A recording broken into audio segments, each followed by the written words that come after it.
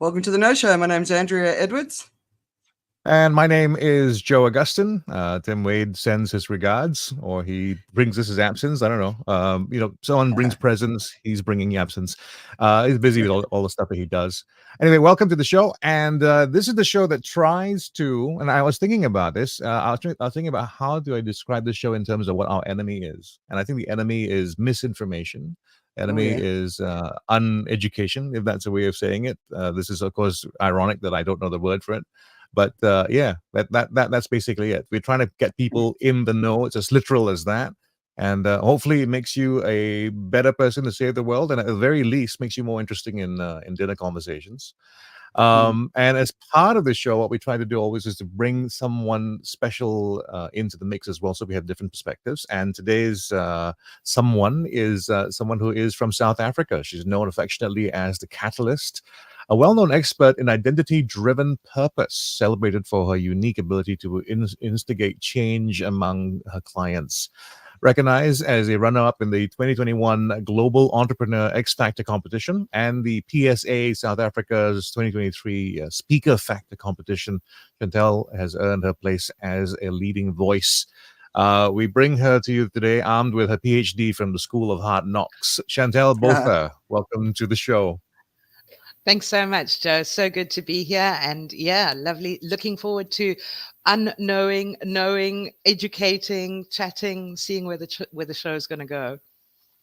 So Chantel, do you want to just tell everyone a little bit more about you, you know, what you do and why you care about it? 100%. So I spent probably close to 20 years in a career that was just deeply unfulfilling, meaningless, and I ended up as a drug addict as a result of that. So I really started diving intentionally into creating purpose for my life, creating vision for my life. And a big part of that was understanding or answering the question, who are you, Chantel? You know, I had wavered for so much of my life. So where I sit right now is I help people lead their version of successful lives. You know, we buy into society's vision of what success looks like. But for me, it's about what is your vision for success in your life. And we do that through 3 pillars: vision, identity, purpose. And if you notice the acronym, that's creating a VIP life for yourself. Nice. Oh, wow. Right. There's probably a lot of people that could benefit from the work you're doing right now. Absolutely. And I think if we look at our theme for today, the world is a bit cray, right? Never more important to know who you are in the midst of all this craziness that's going on. Yeah, right. Because we've got to anchor ourselves now, right? You know, it's correct. Things really are going crazy. Like every week I think, what's the theme this week? And just cray just really just jumped out. It's absolutely on point. Yeah. And Joe, do you want to talk about the theme? Well, as Chantel's mentioned, and everyone's talking about it now, is the theme today is about the world going crazy. I think as you listen to the show, you know, along the way, even before we get to the theme today, you're going to think that that's already been proven several times. Some of the stories we've got lined up are just amazing. But yeah, the world is kind of turning into a weird place. We've got an election in the US, which is troubling a lot of people because the 2 options aren't great. And I've just watched some videos of both candidates that are likely to be the leader of the free world. And if you're not worried, I'm a little bit. So that's what we're looking at today. But we'll get to that in a while, because right now we're going to get through the quick bits, the quick bites. And I think there is probably very few places where you can get up to date with as many things as you will in the next 15 minutes or so. Yeah, right. Okay. So I think we spoke about it last time. There's been a big dengue outbreak in Brazil, and it set off a whole bunch of alerts. But anyway, also in Florida, it's emerged that there's another issue with dengue. It can cause an erection that lasts 18 hours. Now, I'm not male, but I can't imagine that that's particularly comfortable. Joe? I don't think so. Well, I believe the usual advice is if something lasts more than 4 hours, you have a bit of an issue on your hands. So yeah, no, I can't imagine that's a great thing. Yeah. All right. Hell no. Well, as the world opens up on legaling cannabis, there are two very interesting things. Are happening right now. One of the most serious countries you can think of. If I gave you a chance to guess, what do you think is the most serious country who might never do cannabis, make it legal? You might say Germany, and you'd be wrong because they've just voted to make it legal in Germany, but it comes with very strict rules. Because why? It's Germany. But at the same time, on the flip side, we have, I think, Thailand seriously considering now reversal of their situation or their position on cannabis. We'll talk about that Yeah. perhaps later on today. I'd be really amazed if that happened, honestly. What I'm seeing in real life, Chantel? Very interesting. Well, I bring a bit of a sugary flavor to the latest updates. Have you heard of, do you like cotton candy? In South Africa, we call it candy floss. You might have heard it called fairy floss. Well, it appears there might be an issue with it. The southern Indian state of Tamil Nadu has implemented a ban after lab tests confirmed the presence of a cancer-causing substance. So I think we're becoming more and more aware of these carcinogens in our food, in our environment, and perhaps it's something we need to start looking out for. Yeah, absolutely. It's one of my childhood. I still like it as an adult. So yes, I was a bit concerned when I saw that. So at a recent UN Security Council meeting, the Polish foreign minister gave a speech, and it's gained a lot of attention. I really recommend it. It'll be in the weekend reads. But basically, it was correcting the record of Russia's aggression for the last century. It's a very compelling watch. Sure. There's also some research now in the world of science about the human placenta. Now, if you're having your lunch, just take a moment now to stop eating for a bit.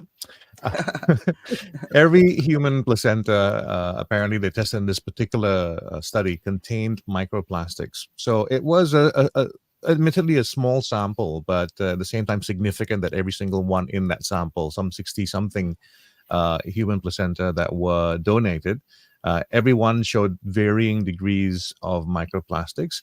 The people who looked at it, they said, in terms of the dose right now, in terms of how much plastic it is, it's not something to be worried about. It doesn't have any particular effect right now.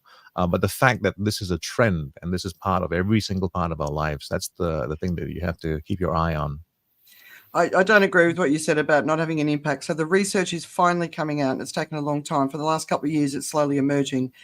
It interferes with our sex hormones, so it's an endocrine disruptor. So whether it's sterility, that's a big issue. By 2060, they think all males will be sterile, and that's because of novel entities like microplastics, but also things like ADHD, autism, they're linking it to it. So there's actually, finally, we're seeing the research coming out, and it's very compelling, definitely. Well, I've always said we're a product of our environment, and we are very, quite literally becoming a product of our environment. Interesting. Yes. Well, Joe mentioned earlier the US primaries are happening across the country. And I don't know if you heard, Joe Biden recently got a warning because a sizable number of people didn't vote for him in protest of America's support for Israel in the war. So again, something we need to just keep our eye on and see how this plays out. Yeah, absolutely. Two men in Australia, Jesse Baird and Luke Davies, were both murdered by a police officer in Sydney. So it's been discussed as a crime of passion, which I suppose is better than crime of hate, but it's definitely getting a very strong emotional response in Australia. So it's had an impact. One of the guys, I don't know them, is a TV presenter, so I think he's quite famous. So there's a lot going on there. Food technology this week, and this one's going to make you kind of I was just thinking about how the vegans are going to react to this one.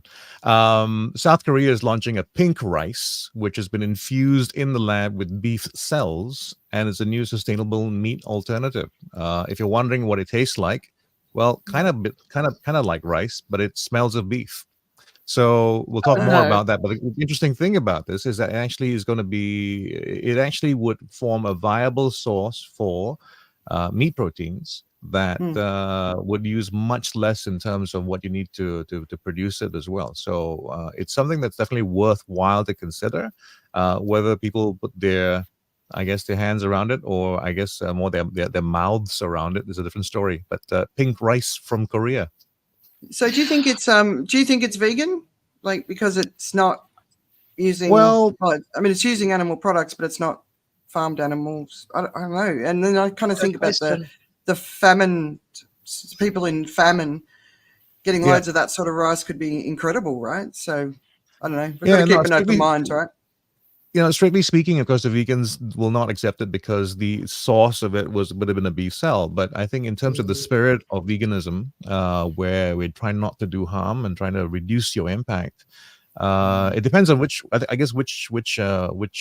kind of vegan you are. There are going to be some that go, yep, this is good, and some that will go like, purely it's not the right thing, Yeah. Yeah. Well, I have to just tell you, I am a total South African, which means I'm a carnivore. I'm just going to put it out there. The thought of beef infused in my rice, not captivating. Yeah.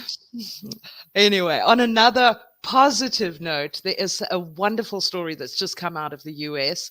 A generous $1 billion gift will eliminate tuition fees at a medical school in the Bronx. Now, the Bronx is one of New York's poorest areas, and I think this is fantastic. And I'm passionate about education and opportunities for people. So I love stories like this. Yeah, the video is great. If you have an opportunity to watch it, of the kids when they first hear, the whole audience just erupts. It's beautiful.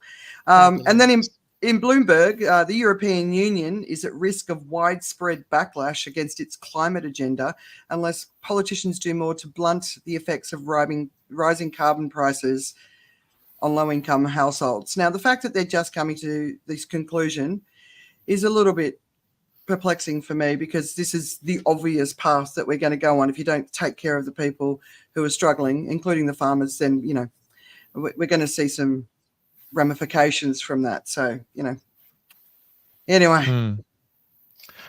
Well, from the medical side of things, this one's a very interesting story, and also a story about improbable probabilities. A man in California had been suffering, first of all, from HIV, and then had a further complication of then suffering from leukemia, right? And they took a kind of treatment that was to do with stem cells from a donor to help him recover from leukemia. They blew out all his original cancer cells, and then they replaced it with these donor stem cells to produce new blood. Now, first of all, the new cells produce cancer-free blood.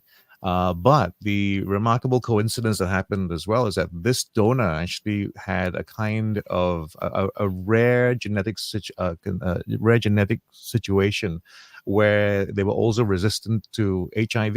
So this man who previously had HIV and cancer now is astonishingly actually free from both and is considered in remission. Yeah, it's an amazing story, isn't it? Yeah, Incredible. it's a bit of science plus a lot of good luck. The second half of that story is about good luck. Yeah. I'm gonna wonder if it is good luck. I listen to a lot of stories about people who cure themselves of cancer and all sorts of things, or sort of dread diseases simply through mindset. And obviously, there's a nutritional approach. Support the body. But it's really about changing those belief systems, learning to love and accept oneself, and then move through that. And I would be very interested in diving deeper into the story and finding out, yes, stem cells are great. We know this. But what else did he do that's perhaps not publicized? Yeah. I found the interesting piece, the rare blood type that somebody has, right? So that's obviously an opportunity, like, going to get donors all around the world with that rare blood type, which could be used to treat people with HIV across the world. And I know in Africa, the high rates of it. So, I just found it really interesting. I mean, stem cells are still incredibly expensive for the average person, but I don't know. I was interested to hear what you thought of it, Joe. Well, I mean, I like science when it's applied well, and I like it when there's a little bit of good luck as well. Because I'm actually thinking about things that I do very much like to pursue the improbable but not impossible, And this is a very good example of that. Just purely, you can take an attitude perspective on this and go like, okay, really good. But you can also take a just purely scientific and just a facts ma'am kind of approach, and it's still an incredible story. Yeah, absolutely. Yeah. Well, good luck to him. All right, so moving to Antarctica, there's lots and lots and lots of big news coming out of there. So just remember, so this isn't the articles that I'm going to share, but this is the time when the scientists can actually be there. They'll probably have to leave fairly soon when the weather shifts. It's summer in the southern hemisphere, so they can only be there at this time of year. So we get news at this time of year, and then about 6 months later, we get news once they've had a chance to analyze all the data that they're collecting right now. So when it comes to global warming, I think a lot of people get a bit confused about it. So Antarctica was always considered an anomaly in global warming up until 2016, when it didn't appear to be warming, although there's a lot of data that we didn't have access to, right? So they've had an international team there for about 3 or 4 years. And since 2016, it started to melt. And what we're seeing is the 3rd record year of ice melt in Antarctica. And every year that it melts, the next year the ice comes back thinner, which means it's more vulnerable to melting, right? So there's 2 stories out of Antarctica that I think are important, and there's loads of stories coming out, so keep an eye on it. The first is a report that ice melt barriers are disappearing at twice the rate compared to 50 years ago. So more than a third of these frozen moorings, so they're known as pinning points, and what the pinning points do is they hold all the ice that's behind it from slipping into the ocean. So when Thwaites goes, everything behind it will come in. So they're very important. But they've all decreased in size since the turn of this century. Pinning points, as I said, hold in place the floating ice sheets that fortify Antarctica's land ice. And as they melt, it accelerates the continent's contribution to rising sea levels. Floating ice sheets fringe 75% of Antarctica's coastline and cover an area the equivalent of size of Greenland. So we're seeing the ice melt from Greenland, now we're getting it from Antarctica. So the other story is, which is not a good one, scientists have confirmed the first case of bird flu on the mainland Antarctica continent. So the H5N1 virus was found in 2 dead scavenging birds near the Primavera base, which is the Argentinian scientific research station. So bird flu has also now been confirmed to be able to pass to mammals. So it's a huge risk, not just to the birds population, but also to the penguins. We saw a mass die-off of baby chicks last year when the ice was too thin to hold on to them.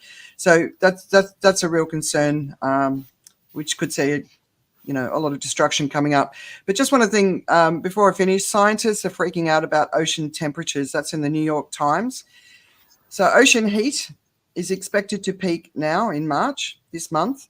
But if you actually see the ocean heat and how high it's going up, I suppose we wait to see. They think El Nino impacts, heat impacts, will start sort of fading away from about June. So let's see. But yeah, all very concerning. Well, we were talking about climate just before we went live on the show, and I think we're all feeling it all over the world. It's no longer a scientific treatise. We're all noticing it. So surely it's time to sit up and do something. One would hope. One would expect, indeed. That's the only thing that like, people say to me, everyone I speak to about the climate, they're so depressed. And I'm like, well, I can't speak for everyone else. I'm not depressed about the climate. I've seen it. I've accepted it. I understand the path we're on. What I find hard to deal with is the lack of action right across the board. Not just from leaders, but from us. Like everyone's sitting around going, oh, we're in trouble. What do we need to do? Well, we all need to massively shrink our existence on this planet, and we need to comprehend what that means.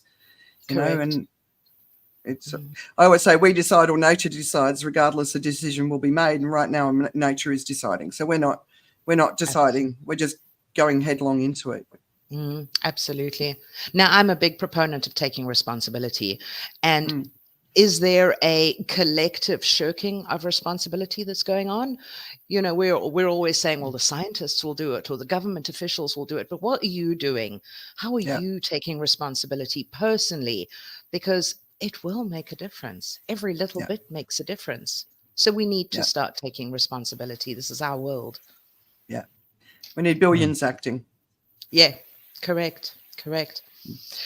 So on the story of billions, perhaps not so many billions, there's two big stories coming out of South Korea and Singapore on massively falling birth rates. And we know China and Japan are also struggling with this. But first to South Korea. South Korea has the lowest birth rate in the world, and it continues to plummet, beating its own staggeringly low record year after year. Figures were released this week that show the birth rate fell by another 8% last year, down to 0.72. Now, just to give that number some context, that number refers to the number of children that a woman is expected to have in her lifetime. And for a population to hold steady, that number should be 2.1. Currently sitting here, the number is 0.72. So what this means is if this trend continues, Korea's population is estimated to halve by the year 2100. That's alarming. Now, the reasons are far more cultural than actual concerns for the future, like climate change, acknowledgement, taking responsibility. And it's down to simple societal things like men not being involved in childcare, not taking care of homes, mothers being penalized professionally. And I touch on this quite a lot in my work as a career coach. The cost of raising children, help at home, all of that sort of thing. So again, what are we going to do about this? But just moving across to Singapore, the resident total fertility rate in Singapore dropped below 1 for the first time in the Republic's history.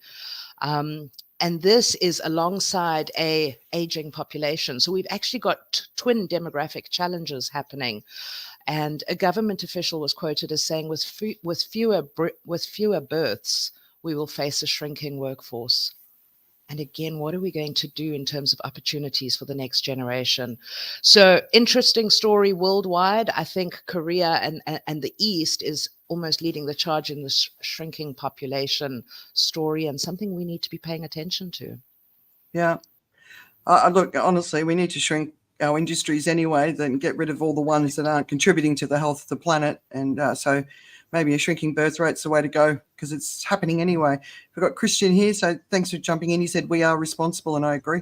But yeah, I mean, I know. Like when you understand the pathway that we've got ahead of us, do we really want to be increasing the human population at this point anyway? Well, I think it's also relying on the usual solution to things, right? I mean, like you've mentioned before, Andrea, we keep going back to the usual way we'll solve the usual things. Like the way we've usually solved economies out of shape is a war back in the good old days. It's working now too. It is working because we are kind of built around an economic model, but there maybe is a way. There is a need anyway to try and figure out something a little bit different, and I think the optimal thing is going to be actually less population, a smaller number of people coming in, because I think, and actually it ties in very much to what I'm going to talk about next as well, because this is actually part of the reason why we are going to need much smaller workforces. Yes, everybody say with me, AI. But it's not a free lunch, unfortunately, because AI's environmental costs are soaring. Now, first of all, let's just talk about the internet in general, computing in general, right? Because we've known for quite a long time that that's environmentally very expensive.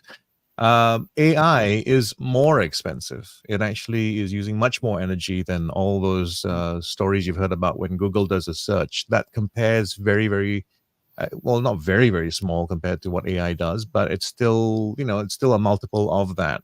And so one of the big problems is going to be the rising environmental costs of AI. But what is kind of encouraging for me is Sam Altman is also invested in the solution to counterbalance that thing. He's trying to find alternative energy sources.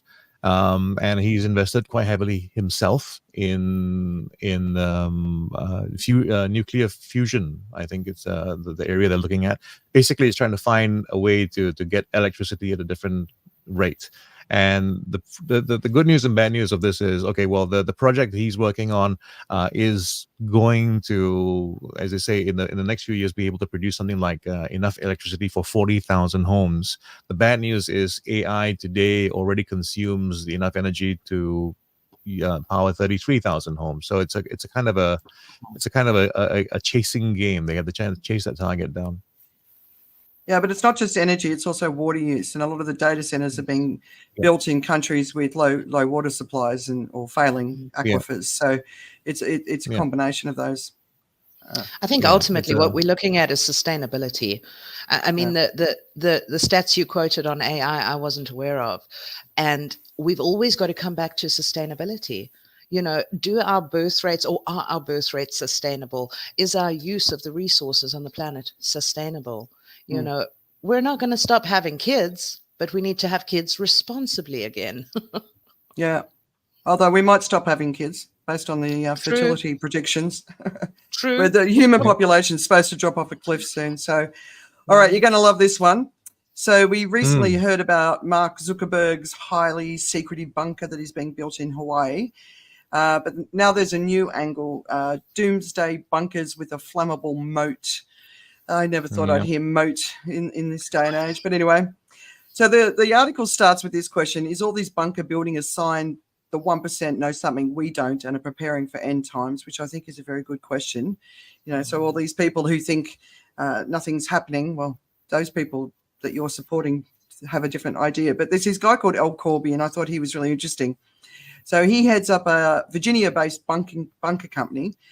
And he said his clients are coming up with cunning ways to ensure their luxury apocalypse retreats can't be breached by the great unwashed. And one of the approaches is this one with the flammable, moat. So basically it's a 30-foot deep lake around the compound, skimmed with a lighter than water flammable liquid that can transform into a ring of fire. You can only get into the island on a swing bridge. But he then says there are also backup water cannons to keep the pour out. Corby enthusiastically noted that the cannons can also be used for recreation as well as waterboarding invaders. They can generate waves for a fun game of flag football on jet skis. And you kind of like the disassociation, really? Right? Yeah, it's like, okay. Yeah. Wow. So, look, if you're a dentist or a doctor, get to know a billionaire with a bunker, because they'll be needing somebody. And think of all the other skills that you need. So they'll need mechanics, technology, people who are. They'll definitely need a podcaster. They'll want a podcaster. So I think they will. Yeah. I'm going to say they're going to definitely need someone to create successful VIP visions for their lives. There we go. Yeah. Oh my word, what next? Yeah. Oh goodness. Another interesting story coming out of Mexico City, and this one's quite close to my heart because a couple of years ago Cape Town faced a day zero situation with our water situation. So just to give some context, Mexico City is a sprawling metropolis. It's one of the world's biggest cities, population of about 22 million, and they are facing a severe water crisis at the moment. Now, I think much like South Africa and Cape Town's situation some years ago, the reasons are many. It's a tangle of problems: geography, chaotic urban development, leaky infrastructure, and all of it, of course, being compounded by climate change. What has happened is they've had years of abnormally low rainfall, longer dry periods, higher temperatures, all the stuff that we already know. And the water system is straining to cope with increased demands. So authorities have put in quite significant water restrictions. Now, the rainy season is expected to start within 4 months, but they've got this looming day zero, which might well happen before then, where the taps will run dry for huge swaths of the city. But what I find really interesting is the history of Mexico City. I did a little bit of research just to find out, where they come from. So when Mexico City was first constructed, it was actually built across a high altitude lake bed, about 7,000 feet above sea level, but it was built on rich clay soil, which is actually now sinking prone to earthquakes, highly vulnerable to climate change. So the worst place that anyone would choose to build a megacity today. But nonetheless, the Aztecs chose this spot hundreds of years ago. And they built it when the Aztecs first built Mexico City. They built it on an island and they expanded the city outwards, constructing these networks of canals and bridges that worked with the water and worked with the environment. But when the Spanish arrived in the early 16th century, they tore down much of the city, drained the lakes, tore out the forests, and they actually said that they saw water as an enemy to overcome for the city to thrive. So what this has meant for modern day Mexico City is they've paved out Mexico City. This whole water area or the land has been replaced with concrete and asphalt. So it floods when it rains and there's no water sinking into the aquifer. And this is now shrinking and causing a massive problem. Thoughts on that? Oh, look, it's 22 million people, right? And you read the stories about how they have no access to water, they can't shower. And it's so hot. It's been so hot there. They've had extreme heat throughout the winter, and where are they all going to go? Or do they have to return it to nature, and do what's required for that? So I don't know. It's a big one. I would lean on the latter, Andrea. My gut feel is tear out the concrete, tear out the asphalt, work with nature. In my opinion, and I don't know if it's a totally optimistic view, but I don't believe the planet should run out of resources if we work with it and not against it. Yeah, but they'd have to get everyone on board and willing to sacrifice. They'd have to build communities, new communities in places, and then rip up the old ones. There's a lot of things that have to do. Project. Are they ready to do it? And because you got, we were talking earlier, like we've got to get involved now. Yes. It's not about waiting for somebody else to do it. We've all got to get involved. The armchair critics sitting there criticizing whatever politicians are doing. No, we've got to stop that. We've had it easy for 50 years. Correct. And now it's hard. So we've got to get involved, got to be part of the problem, part of the solution. We're all part of the problem. We've got to be part of the solution. So, but that one, like you think of, the border crisis that's happening supposedly, is it, isn't it? Who knows, right? But correct. The media is so sensationalist. Stories. Exactly. but the numbers are up, and it's going to get higher. So is that where those 22 million Mexicans are going to go? And what's the ramifications of that, right? So. Well, we were talking about the wars that drive the economies. War in general, broadly speaking, is good for GDP. But while you're in the midst of it, it's not a great thing. The Ukraine war right now gets an update that seldom gets updated. The kind of official statement about numbers. Usually, what happens is the enemy will tell you how many people have been killed in the skirmish. But President Zelensky has volunteered the number of troops that were killed since Russia's full-scale invasion. And that number is 31,000, which is actually lower than the declared number by the Russian perspective. And actually, most international estimates actually put the number a bit higher, but he says 31,000. He refuses to talk about the number of injured because that's a strategic number, he says, for Russian planning. And it's all very interesting about how people look at this in terms of, the one thing that I was actually struck by when I was looking at reading the story is actually how much of this is strategic, as in like, the old thing about the first thing to die in war is the truth, right? Because you are compelled to not let your enemy know your hand. So who's telling the truth and why are they saying what they say? We don't know. But there is one thing for sure. There is a lot of damage. There have been a lot of people who lost their lives. And this is 31,000 troops that are being talked about. There's also, of course, the civilian casualties, which is a pretty big number as well. But so that's what's happening with the Ukraine war as far as they're concerned. But you've probably heard about how there's been a bit of a tussle in the US over funding for support of the Ukraine. So you've heard that the White House is very much trying to support what's happening in Ukraine. They're trying to get approval from the rest of government. and enter this story, which I can't remember what CEPA stands for right now. But anyway, it's about the way government works and the kinds of things that are available right now. And actually, the White House has in its executive powers the ability to fund not just the war, but send everything that they need in the Ukraine to not the Ukraine to defend themselves in terms of using what they call excess capacity. So the president apparently has the right, first of all, to give or lend anything that is in excess in terms of what is not being used by the U.S. military.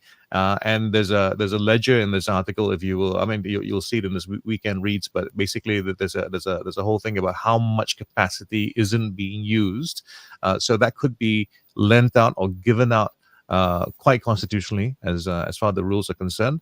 And I think it's a two move thing. So he would first of all, and speaking about Joe Biden, he would first of all have to, through an executive order, declare some of these things as excess. And then after that, because they're excess, they're available to be given or lent to third parties in the U.S. interest. So basically, what it says is if they wanted to, and if they had the political gumption to, the U.S. could send Ukraine tanks, missiles, defense systems, everything today. Yeah. I think I saw overnight 5 Republicans are pushing to move around Mike Johnson to get the vote on Ukraine happening. So let's hope that happens, right? Because it's a concern. All right. So the CEO of Kellogg's is in the media, and he's not having a good time right now. So basically, he said poor families should consider eating cereal for dinner due to the cost of living crisis. So this is what he said. The cereal category has always been quite affordable, and it tends to be a great destination when consumers are under pressure. If you think about the cost of cereal for a family versus what they might otherwise do, that's going to be much more affordable. One of the commentators said that you can buy a frozen pizza for less than a box of cereal. But considering that cereals contain the known carcinogen BHT, and we all know the gag, if you eat the box, you get more nutrition, right? But more broadly, let's just say the message has not landed in a way that I think he was hoping. So another complete disconnect from reality, but he's got a salary of $1 million with incentives making it up to $4 million. So some of the comments, this fool is making $4 million a year. Do you think he's feeding his kids cereal for dinner? And somebody else, what the hell kind of dystopian hellscape is this? Give the peasants cereal for dinner. Somebody else eat the rich instead. And Marianne Williamson, who's obviously gained more fame, she's an author, advertising to hungry people that cereal might be good for dinner is not meeting the people where they are. It's exploiting the hungry for financial gain. So they've actually got an active advertising campaign encouraging people to eat cereal for dinner. So it's part of the business strategy, right? So bizarre, very insensitive. And cereal prices have gone up just like everything else because the grains from cereals, the drought's impacting them too. And but another one. Total disconnect. It's it's the rich versus the poor all the time, and they just don't seem to understand. They have no. I have no words. Yeah. Does this happen, right? Anyway, let's talk about salmon. Salmon's far better for you than cereal, shall we? Oh, I don't know. Well, exactly. So moving to Tasmania, one of Tasmania's largest salmon companies, Tassel, has revealed that wild fish at one of its salmon farms contained antibiotic residues almost 5 times the allowed level. So there were 2 monitoring reports that were published by the EPA in January that showed that they used nearly 400 kilograms of a controversial antibiotic to control disease outbreaks at the 2 salmon farms last year. But what's more alarming here is there was no public notification when they were used or when the monitoring reports were released. A spokesperson for the Marine Protection Tasmania is concerned about this continuing secrecy surrounding antibiotic use in public waterways. there was legislation that was passed in 2022 into the fish farming industry recommending the timely release of information on the use of antibiotics, and this is still not happening. So why they're using the antibiotics is there is a disease that these fish get. I can't even pronounce it, but it damages their skin, mouth, gills, and ultimately kills these fish. Now, when you're running a fish farm, this is a risk, so we do want to treat those diseases. But it's getting all sorts of out of hand. The World Health Organization has classed OTC as highly important for human health and warned for its overuse in the food industry that could lead to the development of antibiotic-resistant superbugs. Now, we've known about antibiotic-resistant superbugs for years, but again, this seems to be getting out of hand, and it's being described as one of the biggest threats to global health. Now, wild fish, there was someone who said that wild fish that thousands of Tasmanians catch and eat should contain no antibiotics at all. And that stands to reason. You know, if you want to avoid the antibiotics, catch the wild fish. But what we're forgetting is that Australian salmon travel long distances, and there's no guarantee that they'll be antibiotic free, even if they're caught nowhere near a salmon farm. Now, just before you thought antibiotics was the worst news, these fishes also contain high levels of microplastics. And this seems to be a recurring theme in our discussion today, the quality of our food. Absolutely. And I've been doing loads of research. There's a lot of stuff coming out of Norway. So whether it's Canada, Norway, Tasmania, wherever the salmon are being grown, there's not a lot being said that would make me confident to eat them. So, yeah. I think, we're really, I mean, you talk about antibiotic resistance. We've known about it for decades, and we're using it more and more and more in different ways, as you know. So it's absolutely. Yeah. What next? All right, we'll move on to the theme. So this is where we're just gonna, just sort of see where everyone is. So it's all getting a bit cray. So look, I'll just sort of give you a background of where it came from. So I was talking to my husband the other night. The conversation that I've been tracking for years, so it's the climate crisis, biodiversity loss, the economy, geopolitics, war, nuclear war, you name it. It's the polycrisis, right? So I've been tracking it for years and years and years. And in recent weeks in particular, I don't think I've ever seen such a frenzy of outrage, fear, panic, alarm, urgency, and deep concern. And so we're all getting that, right? And it really feels like everything's really gone up a notch on the risk front. So, this week we saw a US soldier self-immolate, which means that they've set themselves on fire to protest the war in Palestine. And there's more and more veterans protesting now. So, that could just be the beginning of something. Donald Trump, I mean, he's always an extraordinary chap, but the last couple of weeks in particular, his ramblings have gone to a whole new level, and I'm going to share one. It's called the 1 minute summary of him at CPAC, and then of course he said women giving birth at 9 months is wrong and it just has to stop. And you're kind of like, okay. The impact of the US politicization of the war in Ukraine is obviously a massive concern, and the impact it's actually having on Ukraine and just their hope, I can imagine. Everything that continues to go on in Israel, including media confusion in reporting about who's responsible for what. So the 100 people being shot yesterday while they were getting food, Israel has said that they didn't do it. So we need to find out what the hell was really going on there. Women's rights are under attack everywhere in really, really crazy ways, like the whole IVF thing in the US. Heat records across the world, including in the Northern Hemisphere. And we're seeing this massive wildfire in Texas, all at the same time. California's gearing up for a mega snowstorm. I'm sitting here in Thailand in February, dealing with heat extremes, more like we get in April and May. And I'm wondering, what is it going to be like in April and May? It's already extremely uncomfortable. And my home state of Victoria in Australia is on fire as well. So are you guys feeling the change in intensity of what's going on in the media? I mean, I know, Chantal, you're not like me and spending all your time thinking about this stuff, but are you feeling the change? Definitely. Yeah. And Andrea, I'm going to relate it to my clients and the people that I work with directly. you coined a phrase earlier. You spoke about the frenzy of fear. And I think by and large, our society, our populace has bought into this frenzy of fear. Life is underpinned by a flavor of fear. Yeah. Everything is scary at the moment. And what we need to do is we need to remember that there are things out of our control and there are things in our control.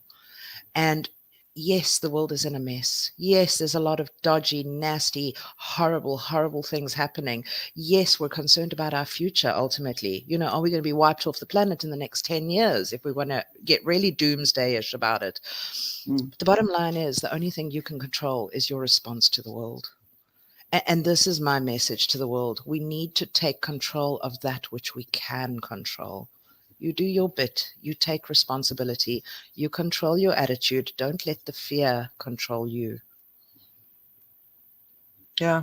Well, 100, I have a 100%. slightly different way of looking at things. I mean, I think the world right now is coming to a place where we care too much only about what happens with ourselves, and then we tend to not want to go beyond ourselves, and we gonna check other people for crossing or getting beyond their boundaries.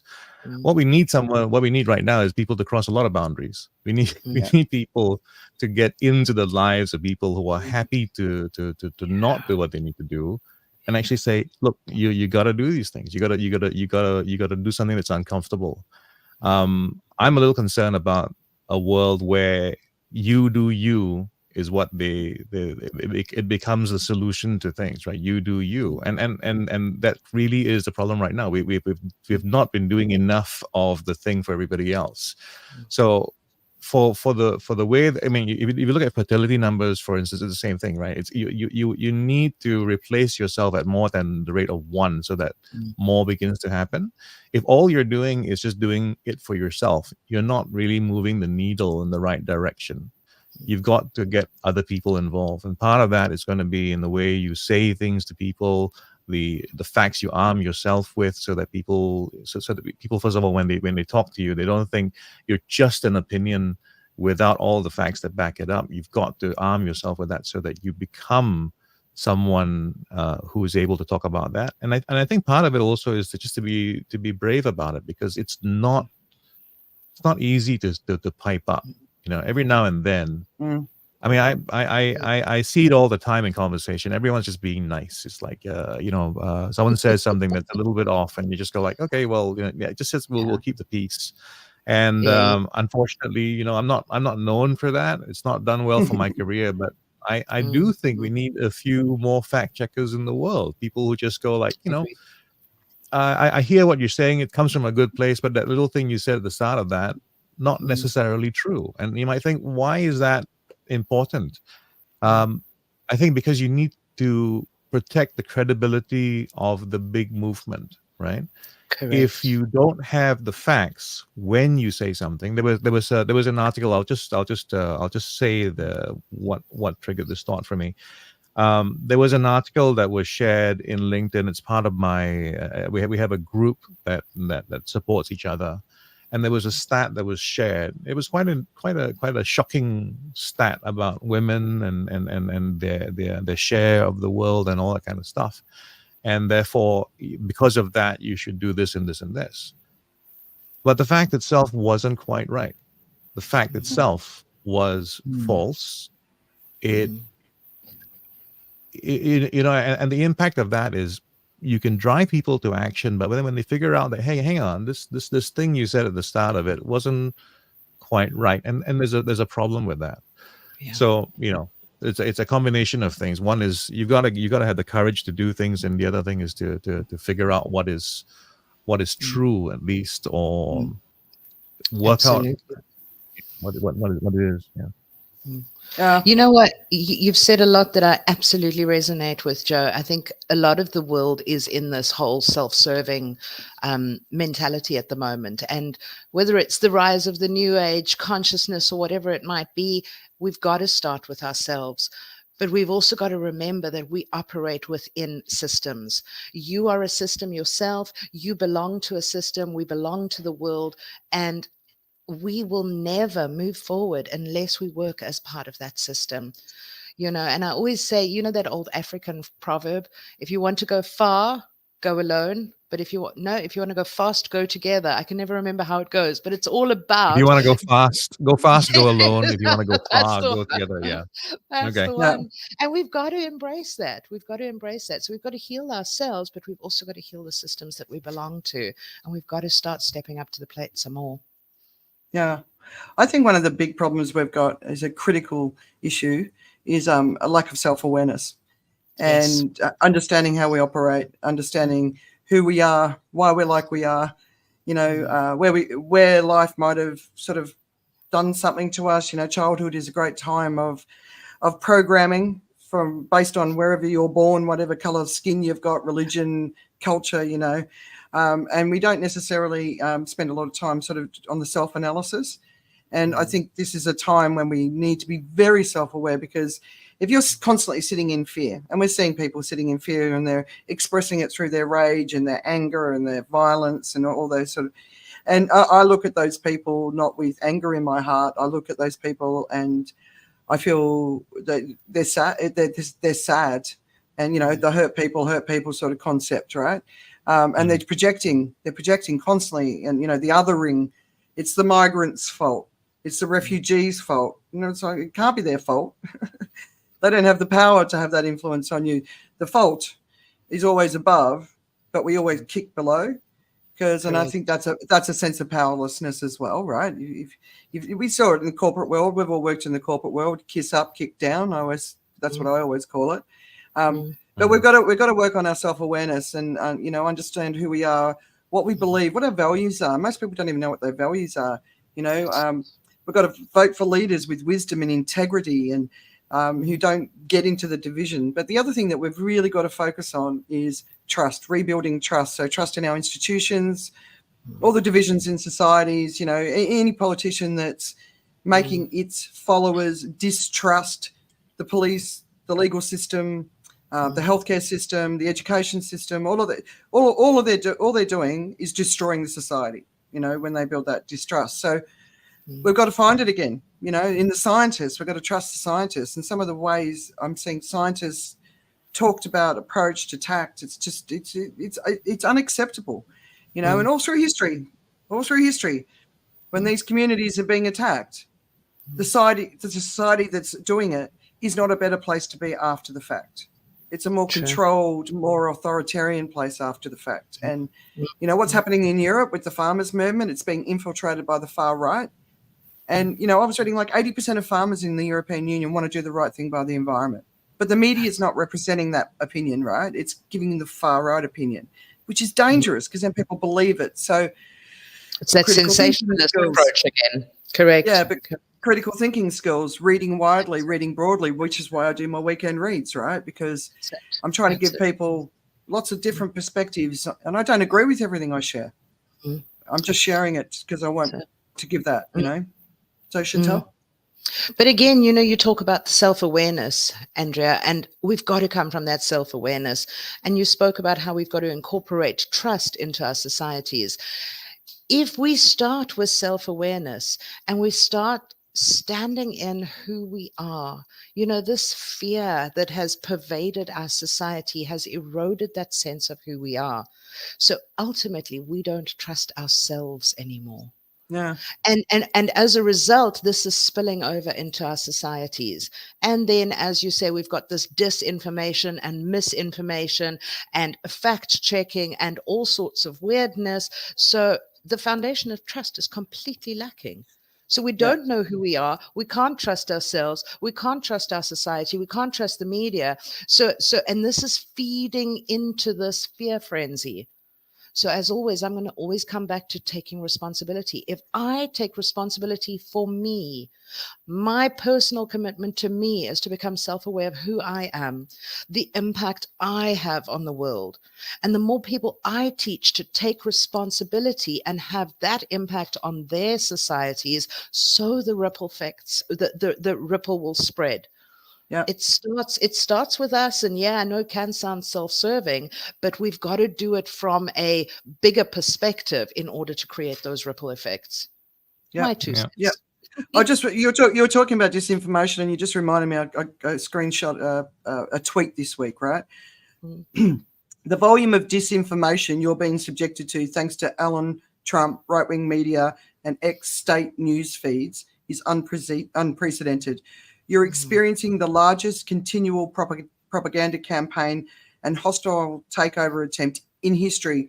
It would make Mao roll over in his grave. I thought that was such a and the key thing is, critical thinking skills, right? So countries like Norway are famous for teaching the children critical thinking skills. A lot of the other Western wealthy nations, they've been defunding their public school system for decades, and now we're in a crisis with teachers resigning left, right, and centre, especially after the pandemic. And uneducated populations are not good for a society. They're good to control, but they're not good 100%. If you want to grow a prosperous, healthy. That's but growth in all ways, right? In all ways, not just the GDP side of things, but So when I think about the poly crisis, we've got so much wrong, and it's all starting to overlap, and it's all starting to have an impact.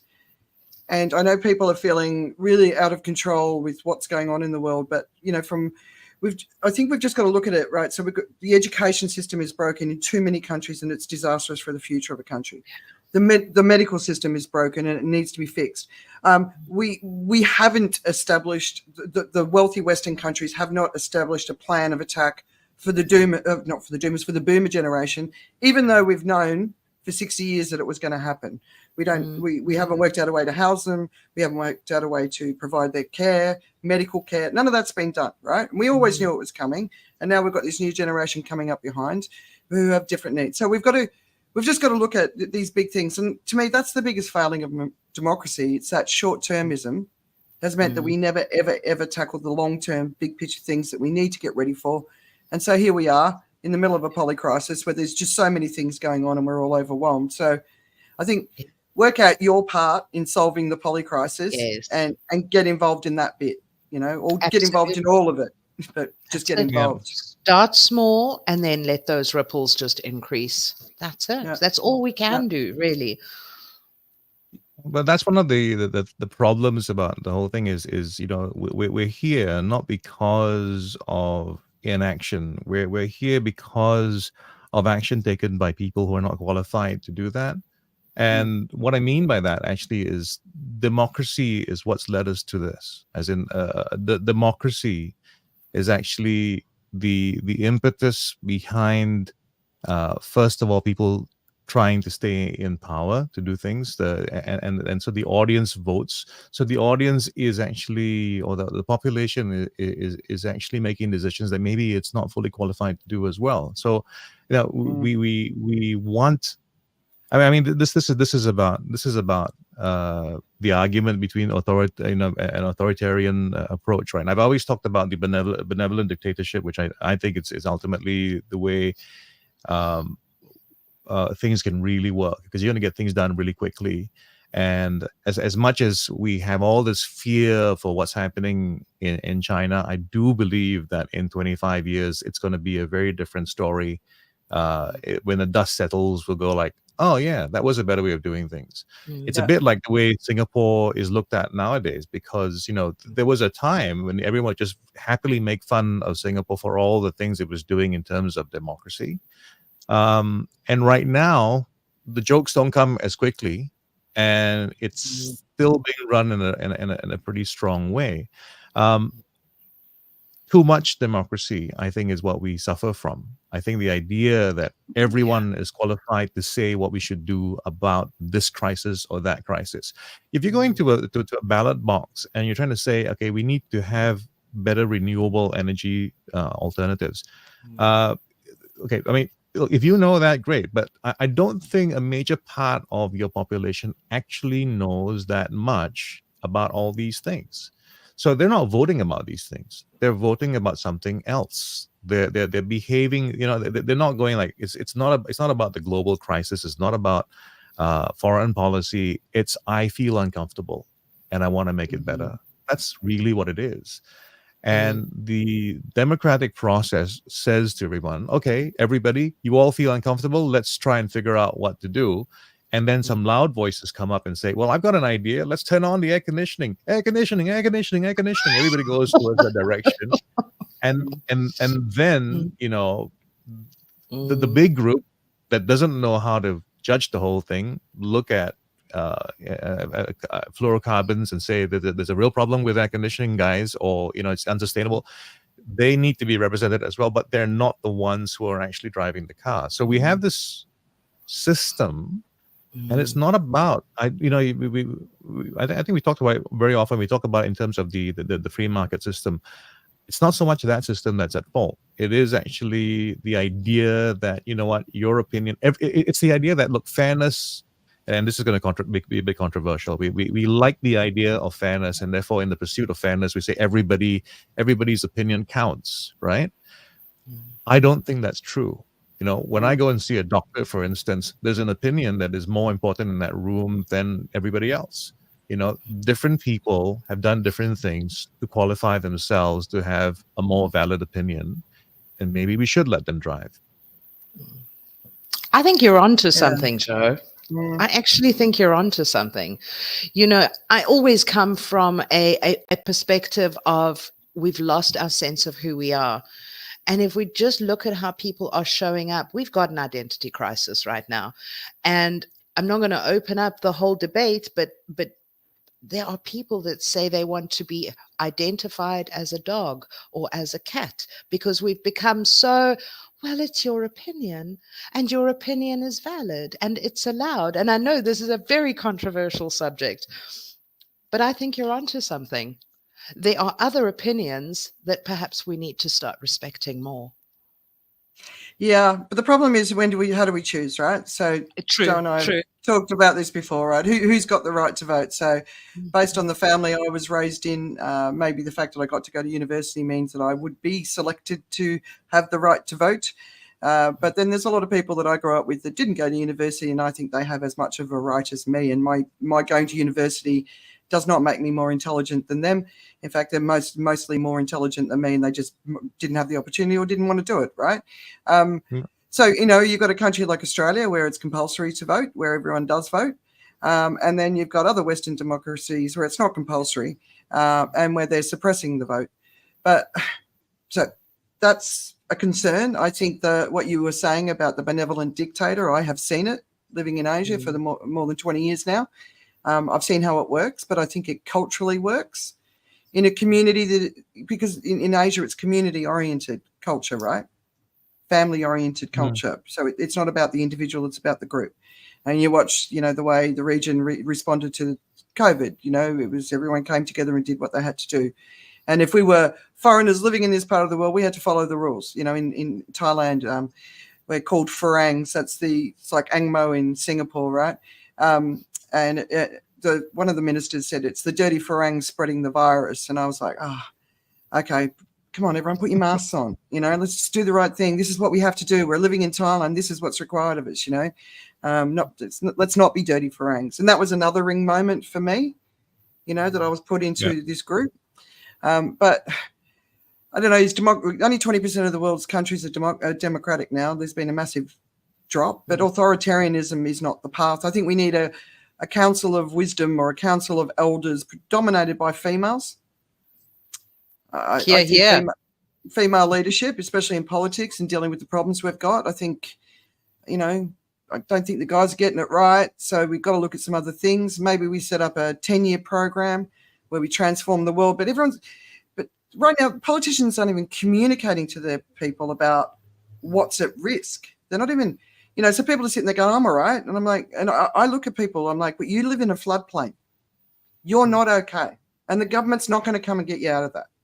They're not going to pay for your house when it gets washed away, because eventually, because it's going to get worse and worse and worse, eventually there's going to be no money left, right? So we've got to take care of ourselves, got to take care of our community. So that's the first thing. But I don't know, I want to save democracy. I want to fight for it, but it's not working as it is.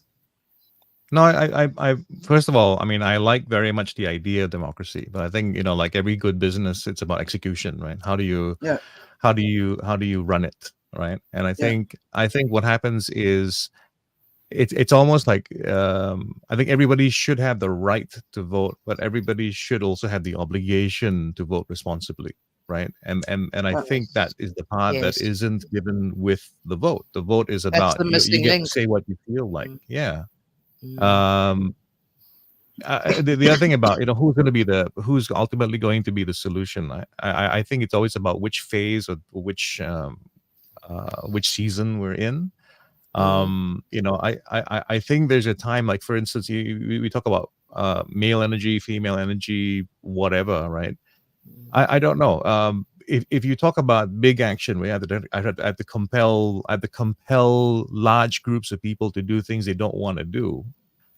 I'm not sure that's a female energy thing. It's mm, I think if we try to be inclusive about the big move that we have to do to try and fix the environment, and this again, feel free to send hate mail my way, but if we try to get all that kind of energy going, we might not be able to do it to get the big energy, the big movement. I think what we need is a combination, right? We need yeah, Big Mama and Big Papa. We need Big Mama to make everyone feel really guilty about not doing things for the family, and a Lee and Kuan Dad to Yew whip, equivalent, right? yeah, and Dad to whip you into shape and say, okay, we're doing this, right? And yes. it while you're talking about the identity of we've lost who we are, I like to put the idea forward that we've lost who are we. Like Mm, who is the we? We tend to pull ourselves apart and think that, okay, you're over there, you're a we, and we're over here, and we're a different Mm, we. mm, mm, And if you think about what the world's going through right now in terms of what's going wrong and what's going right, it's like a big body where we've got disease right now. It's mm, mm, disease is happening, there's cancer happening, and every part of it wants to do its own thing. But every organ does a different thing. mm, We as a human race, or as far as society goes, we imagine if you were a hand. Our mm. approach seems to be like, we want everybody to be hands. You over there, you got to be a hand. You Yes. be a hand, but we're not. And so you have Mm, this kind of world that is it's being judged or being pushed in that way. That's why you have the West versus mm, the East, because the West wants the East to be like a hand as well, and it just isn't that. Maybe yeah, maybe maybe Asia is more like the soles of the feet. That's our thing, whatever it is, right? yeah. But one other point about democracy is like, so is democracy failing or is capitalism failing? And Yeah, so that's the other mm, question, right? So if you look at the last sort of 10 years, 20 years, the US, UK, and Australia, for example, right? Right-wing governments predominantly, the open market, free market sort of concept, uh, minimal tax on corporations and the billionaires. So there's no money left for schools, health, roads, mm, infrastructure, everything else. So I don't know. Is it a democracy failure, or is it just the fact that Reaganomics has come to its end and we're in the final stages of that bleed? Because mm, when you look at, yeah, just look at the UK, the news coming out of the UK, the amount of sewage that's going into its rivers and completely mm, destroyed ecosystems. These massive yeah, lakes up in Ireland. The energy, people dying, freezing to death, like food shortages, and then of course the whole Brexit thing where they can't get all these foods in and they've got empty shelves. This is a first world country, and child poverty is astronomical. mm. To me, it feels like a failed state, and that's after all these years of the Tories. So I don't know. So maybe it's got to go towards the woke left. That's it. Well, you know what? I can't comment on all the political stuff. All I want to pick up on something that Joe said earlier. He spoke about Big Mama and Big Papa. And if we look at, I always go back to how we were created, right? Look at our beginnings, and whether you're a creationist or an evolutionist, it's actually irrespective. Look at our beginnings when we were Paleolithic man. We were designed to procreate, to carry on the family. We were designed to live in communities that supported one another. That is the basics. There was a big mama and there was a big papa, and you towed the line. And we've lost that in society because, again, Joe said it earlier, we've given voice to so many, and everyone's trying to be the hand, and everyone's got their own opinion. And let's just go back to basics. I don't have big geopolitical solutions, right? But I really believe if we have to just go back to basics, we've complicated life so much. It's not complicated. We were born with a biological imperative. Let's expand that. Let's just go back to basics. Who we are individually, but who we are as a community. That's what it's about. Yeah. Yeah, get out there in your communities, contribute, do something, be part of something, get on the local council, whatever it takes. And if there's some nutter on the local council that everyone's been ignoring for years, that's been talking about the climate, maybe it's time to listen to them, you know. Correct. Bring the elderly in, bring the Indigenous in, bring the young people in, bring everyone in. You know, citizen assemblies, I think, one of the most amazing opportunities where people are contributing. And that's, I think, to me, that's the thing that always stands out for me.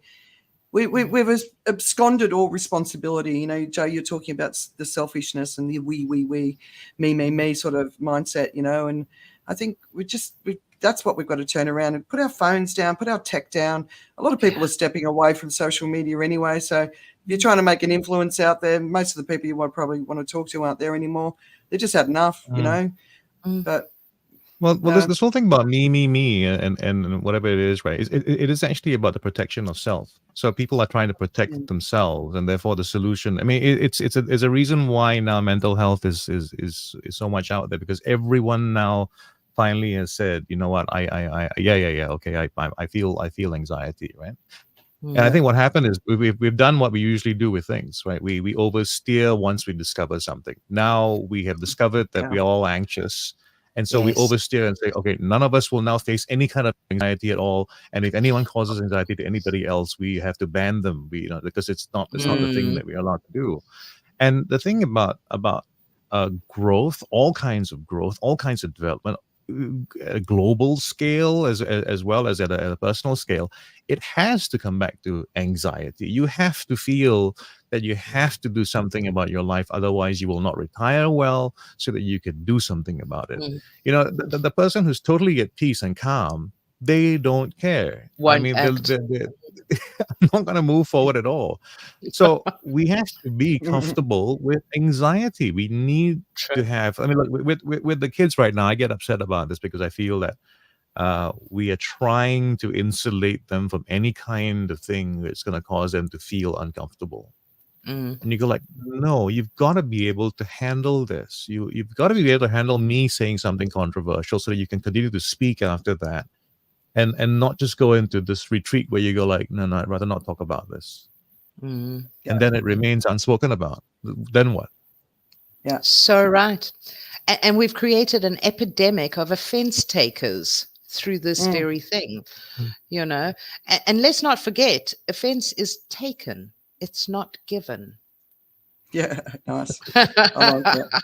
Yeah, everyone's operating from such an emotional place. It's like step back, get objective. If you're operating from a really strong emotional place, which of course you can't avoid sometimes. Seeing babies killed in massive numbers, you know, in a war is not something that you can be objective about, right? But I think, you know, that ability to step back and be objective and not lash out at everyone, especially if you don't even know them. Oh my God, you know, there's so many people lashing out all the time. I'm like, it must be exhausting, you know. Absolutely. So talk about having no inner peace. All right, what are you reading, watching, listening to that is distracting you at the moment and taking your mind off all of these other serious things we've been talking about? Joe, do you want to kick us off? Well, that was a very quick snap of the head. I'm catching up with a series that I always wanted to watch from a long time ago. It's called Veep, and you know, it's Julia Louis-Dreyfus, and you know, it was all about, of course, this character who was the vice president. Who, I mean, there are people who watch the show and go like, there's more than just a bit of truth in the show. So it's a nice it's a comedy. It's a well-written comedy, and in my mind, also a very well-acted show. And it's a nice departure from the real world, but it also is a kind of reflection of what really happens in the world. As in, like, no matter how busy everyone is doing the big things in life, it's the small things in your day-to-day that sort of make a difference as well. How you feel about yourself, your pride, your all those different things. So if you want to watch a highly dysfunctional office, catch series Veep. It's on HBO. Okay, I haven't watched it. It's never I grabbed haven't me. even heard No. of it. Oh, It's come and gone. It's an old series. It won I lots and know. lots of Emmy awards, but yeah, it's just come and gone already. Yeah, Joe tends to watch the older stuff. Chantal, have you got anything that's distracting you? So I love the self-help stuff, right? So I'm reading an incredible book at the moment. I forget the author's name, but it's called Psycho-Cybernetics. And it's written some years ago, I think in the 50s or something ridiculous, but it's a plastic surgeon, and how he noticed how people came to him for, changing disfigurements, like a hair lip, or perhaps they were disfigured in a car accident, and how their self-image either changed or didn't as a result of the operation. And then he became interested in, this whole self-concept, this internal self-concept that we carry.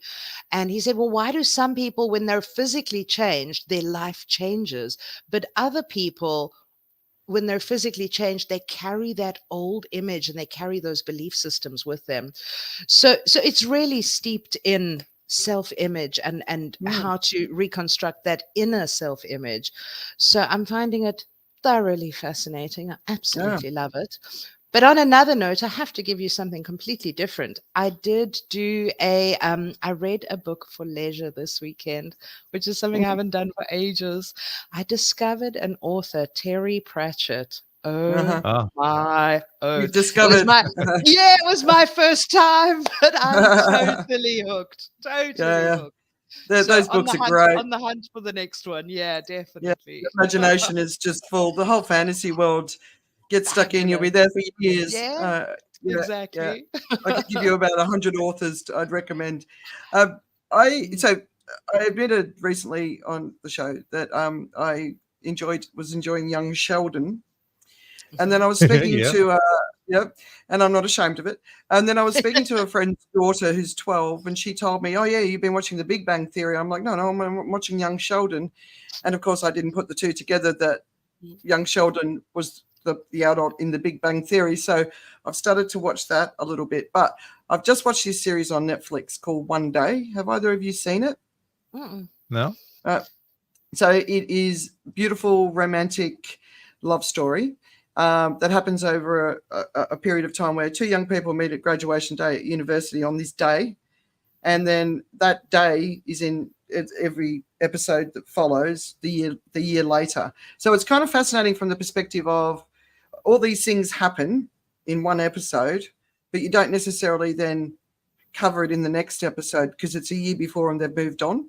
So I kind of find that a really interesting way of presenting a story. But it's it's a love story. It's got that British sort of straightness about it, humor.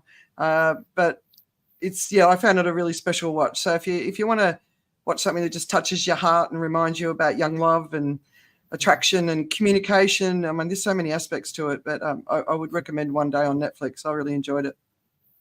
I'll keep an eye out for that one. It sounds interesting. Yeah, my husband's been away, so I could finish watching it. There you go. I don't think he'd watch it with me, but I don't think he'd particularly enjoy it. Awesome. Yeah. All right. I think we've done well. We haven't gone too much over, but Chantal, thanks so much for joining us. And you sort of said at the beginning, you're not a big news hound, but to me, that's important too, right? We're all different, and we're all paying a different attention to different things. So it was really great to get your insights. And Joe, as always, great to see you, mate. Likewise. Good to see you guys. You. And we'll see you all in a couple of weeks. Hope you enjoyed it. See you guys. Excellent. Bye. Take care. Bye-bye.